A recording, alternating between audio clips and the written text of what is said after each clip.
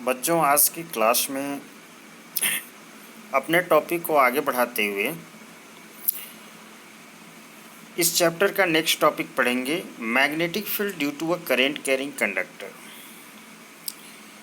किसी कंडक्टर में यदि करंट फ्लो कर रहा है तो क्या होगा, उसका मैग्नेटिज्म से क्या रिलेशन है, क्या उसके चारों ओर मैग्नेटिक फील्ड बनता है, क्या मैग्नेटिक प्रॉपर्टी को उसका सराउंडिंग एरिया शो करेगा। इस तरह के कुछ क्वेश्चंस हैं और इसका आंसर हम लोगों ने पहले ही देखा है ओस्टेड के एक्सपेरिमेंट में। ओस्टेड के एक्सपेरिमेंट में हमने क्या देखा था? हमने देखा था कि यदि कोई करंट कैरिंग कंडक्टर है तो उसके चारों ओर, यहाँ हम देख सकते हैं कि यदि करंट कैरिंग कंडक्टर है तो उसके चारों ओर एक मैग्नेटिक फील्ड बनता है। एक ओस्टेड का एक्सपेरिमेंट था। और यदि एक कंपास नीडल को उस वायर के क्लोज में, नियर में लाया जाए तो कंपास नीडल डिफ्लेक्ट हो जाता है। कंपास नीडल का डिफ्लेक्ट होना ये सुनिश्चित कर रहा था, ये इंश्योर कर रहा था कि एक मैग्नेटिक फील्ड क्रिएट हो रहा है इस करंट कैरिंग वायर के नियर एरियाज में। तो ये जो मैग्नेटिक फील्ड बन रहा है स्ट्रेट कंडक्टर के चारों तरफ, इसका पैटर्न क्या होता है, ये मैग्नेटिक फील्ड किस तरह का पैटर्न लिए बनता है, उसमें स्ट्रेंथ को हम कैसे शो करेंगे, डायरेक्शन को कैसे शो करेंगे, तो उस चीज़ को हम देखेंगे। हमने ऑलरेडी डिस्कस कर किया है मैग्नेटिक फील्ड लाइंस के बारे में। तो मैग्नेटिक फील्ड लाइंस एक करंट कैरिंग स्ट्रेट वायर के चारों ओर किस तरह का बनता है, ये हमें देखना है। यहाँ पर एक एक्सपेरिमेंट है। इस एक्सपेरिमेंट में एक करंट कैरिंग कंडक्टर के नज़दीक में हम एक कंपास नीडल को ले जाते हैं। इस वायर के दो साइड हैं, एक इस साइड और एक इस साइड। यदि वायर के दो अपोजिट साइड में हम कंपास नीडल को रखें तो हम देखते हैं कि इस कंपास नीडल का डिफ्लेक्शन जो है वो एक दूसरे के अपोजिट डायरेक्शन में होता है। आप देख सकते हैं यहाँ डिफ्लेक्शन इस तरफ हो रहा है, ईस्ट की तरफ, तो इस केस में डिफ्लेक्शन हमारा इस तरफ हो रहा है, वेस्ट तरफ। इससे क्या पता चलता है?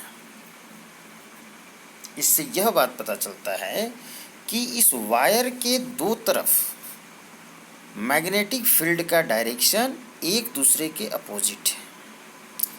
यदि इस साइड में हमारे वायर के इस साइड में मैग्नेटिक फील्ड का डायरेक्शन जो होगा और उसके अपोजिट साइड में मैग्नेटिक फील्ड का डायरेक्शन जो होगा, वो दोनों डायरेक्शन एक दूसरे के अपोजिट होगा। चलिए, तो मैग्नेटिक फील्ड लाइंस को हम लोग अच्छी तरह से एक्सप्लोर करते हैं कि करंट कैरिंग स्ट्रेट वायर के चारों ओर मैग्नेटिक फील्ड लाइंस किस तरह का बनता है। इसके लिए हमें एक एक्सपेरिमेंट करना होगा। किस तरह का ये मैग्नेटिक फील्ड लाइंस का पैटर्न बनेगा, इसके लिए एक एक्सपेरिमेंट करते हैं। हम एक टेबल पर, यहाँ देख सकते हैं, एक टेबल पर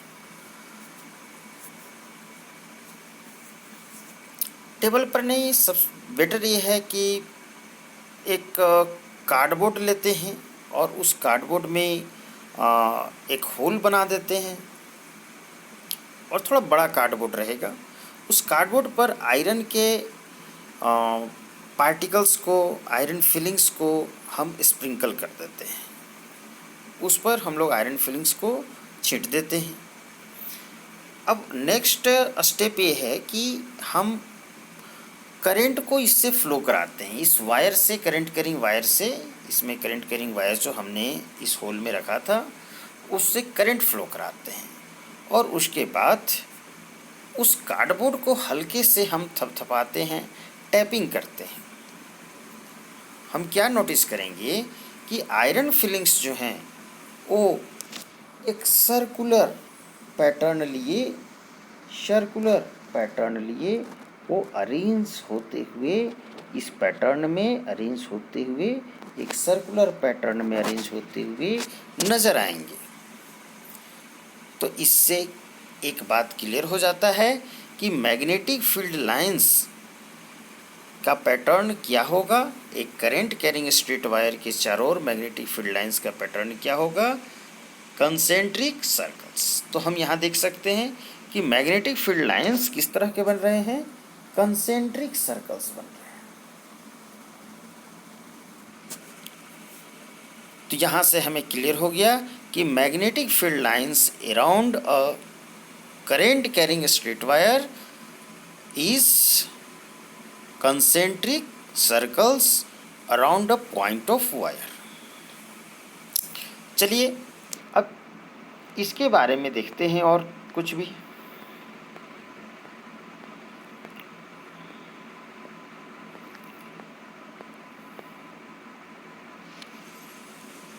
इसमें जो भी प्रॉपर्टीज़ हैं उन प्रॉपर्टीज़ को हम एक्सप्लोर करेंगे कि क्या क्या प्रॉपर्टीज़ इसमें होते हैं।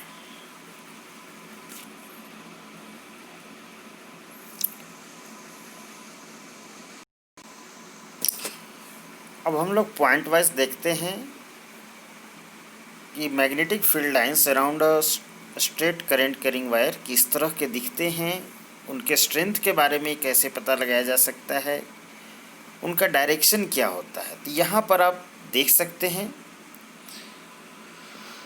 कि ये स्ट्रेट वायर के चारों ओर हमारे मैग्नेटिक फील्ड लाइंस कैसे हैं बच्चों, ये कंसेंट्रिक सर्कल्स हैं किसी वायर के किसी पॉइंट के अराउंड में। तो वायर के हर एक पॉइंट के अराउंड में इसी तरह से मैग्नेटिक फील्ड लाइंस जो हैं वो कंसेंट्रिक सर्कल्स के रूप में हमारे बनते हैं।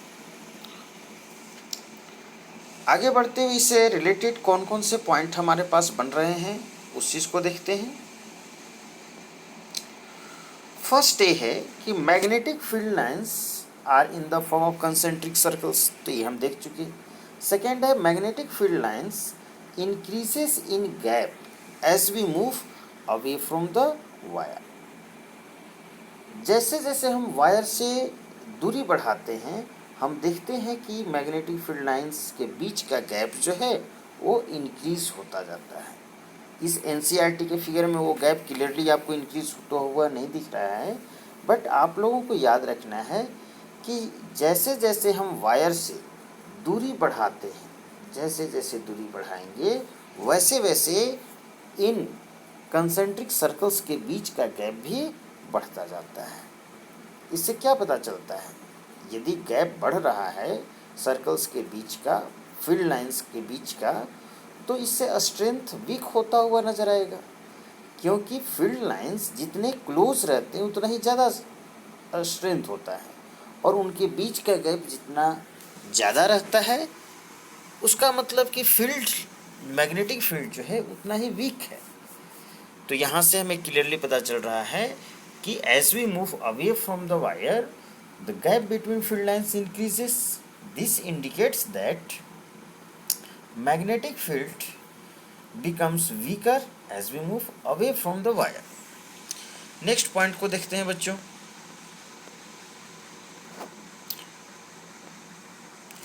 Direction of magnetic field is judged by magnetic compass needle. अब यदि हमें डायरेक्शन पता करना है मैग्नेटिक फील्ड का, तो डायरेक्शन हम कैसे पता करेंगे, तो कंपास नीडल के हेल्प से। यदि हम यहाँ पर एक कंपास नीडल को रखते हैं तो उस कंपास नीडल का नॉर्थ डायरेक्शन जिस तरफ पॉइंट करेगा वो मैग्नेटिक फील्ड लाइंस का डायरेक्शन होगा या मैग्नेटिक फील्ड का डायरेक्शन होगा।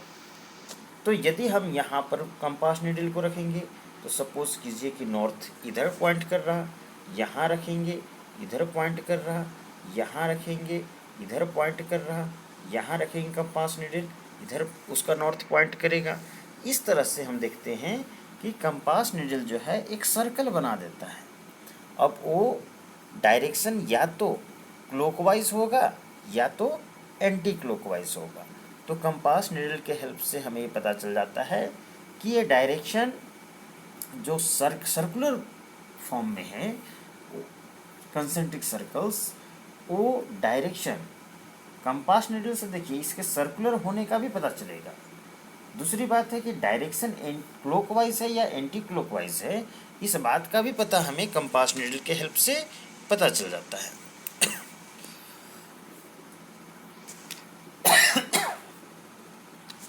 सॉरी, कंपास नीडल का नॉर्थ जिधर पॉइंट करता जाता है उस तरह से हम पता कर लेते हैं कि डायरेक्शन हमारा क्लॉकवाइज है या एंटी क्लॉकवाइज है।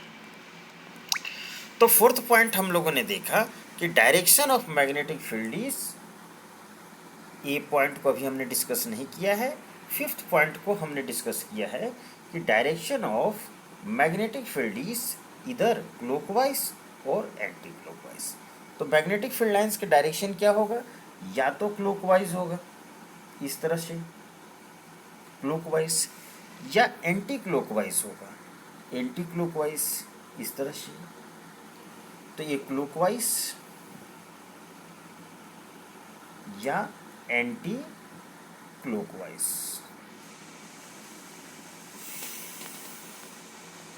तो यहाँ पर डायरेक्शन हमारा जो है वो या तो इस डायरेक्शन में होगा, ये क्लॉकवाइज डायरेक्शन है, या फिर हो सकता है ये डायरेक्शन इस तरह से। ये डिपेंड किस बात पर करेगा कि क्लॉकवाइज होगा या एंटी क्लॉकवाइज होगा। ये डिपेंड करेगा कि हमारे ये जो बैटरी से टर्मिनल्स जोड़े गए हैं वो किस तरह से है। यदि हम इस पोलैरिटी को रिवर्स कर देंगे तो डायरेक्शन भी जो है हमारा वो रिवर्स हो जाता है।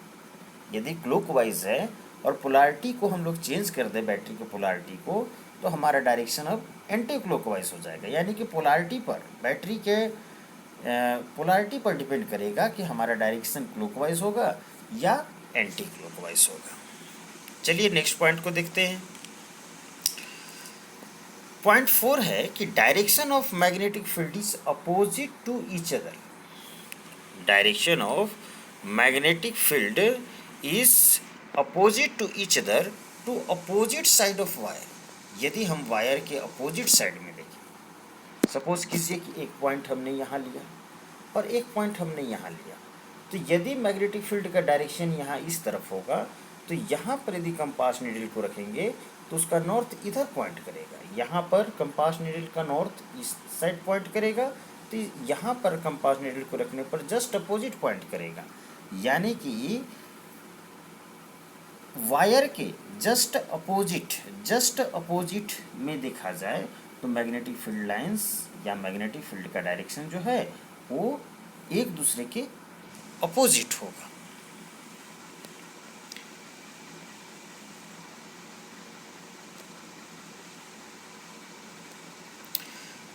छठे नंबर में हम देखते हैं कि direction of magnetic field lines is determined by right hand thumb rule. अब हमारा डायरेक्शन पता है कि डायरेक्शन क्या होता है, डायरेक्शन या तो क्लॉकवाइज होता है या फिर एंटी क्लॉकवाइज होता है। तो डायरेक्शन क्लॉकवाइज होगा या एंटी क्लॉकवाइज होगा ये पोलैरिटी पर डिपेंड करता है। मैंने बताया कि बैटरी के टर्मिनल्स किस तरह से, वायर किस तरह से टर्मिनल्स से कनेक्टेड है। लेकिन यदि हम उसको इग्नोर करें और एक रूल डिवाइस करना चाहें जिसके हेल्प से हमें पता कर सके कि मैग्नेटिक फील्ड लाइंस का डायरेक्शन क्लॉकवाइज है या एंटी क्लॉकवाइज है, तो उसके लिए हमारे पास एक रूल है। और उस रूल का नाम क्या है बच्चों? उस रूल का हमारे पास नाम है,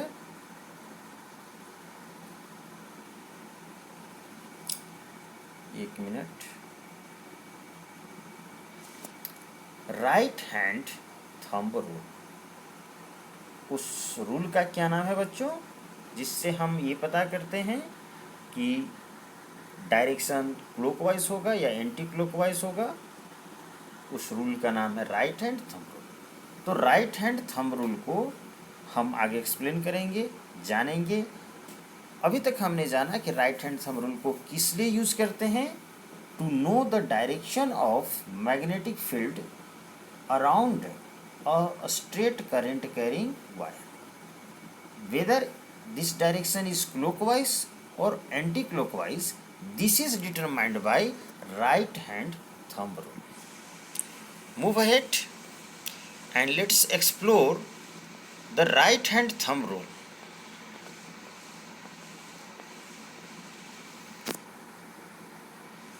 आप देख सकते हैं इस फिगर में आपको राइट हैंड थंब रूल को एक्सप्लेन किया गया है, दिखाया गया है कि राइट हैंड थंब रूल कैसे होता है। तो इसमें we suppose holding the current carrying wire in a way that thumb points towards the direction of current, then the direction of wrapping of fingers around the wire gives the direction of magnetic field. हमें right hand thumb rule से पता क्या करना है? पता करना है कि मैग्नेटिक फील्ड जो है, मैग्नेटिक फील्ड का डायरेक्शन क्या है, क्या वो क्लॉकवाइज है या एंटी क्लॉकवाइज है। इसके लिए हम ऐसा एज्यूम करते हैं, मानते हैं कि करंट कैरिंग वायर को हम अपने राइट हैंड में पकड़ते हैं और इस तरह से पकड़ते हैं कि राइट हैंड का थंब जो है वो करंट के डायरेक्शन में पॉइंट करता है। तो आप देख सकते हैं इस फिगर में हमारा ये थंब जो है वो करंट के डायरेक्शन में पॉइंट कर रहा है। तो रेस्ट जो फिंगर्स हैं उनका रैपिंग होगा, उनका जो मुड़ना होगा around this wire is gives the direction of magnetic field. तो यदि थंब को हम करंट के डायरेक्शन में रखें तो अदर फिंगर्स का रैपिंग का डायरेक्शन हमें फील्ड का डायरेक्शन देगा। रैपिंग या तो क्लॉकवाइज डायरेक्शन में होगा या एंटी क्लॉकवाइज डायरेक्शन में होगा और अकॉर्डिंगली मैग्नेटिक फील्ड का डायरेक्शन भी या तो क्लॉकवाइज होगा या एंटी क्लॉकवाइज होगा। चलिए यहाँ तक के पॉइंट्स को हमने समझा और जाना, और बच्चों नेक्स्ट वीडियो में हम लोग पढ़ेंगे magnetic field lines around a circular loop. तो magnetic field lines around a circular loop क्या पैटर्न होता है उसको हम लोग नेक्स्ट वीडियो में देखेंगे। तब तक आप लोग इसको स्टडी करते रहिए, पढ़ते रहिए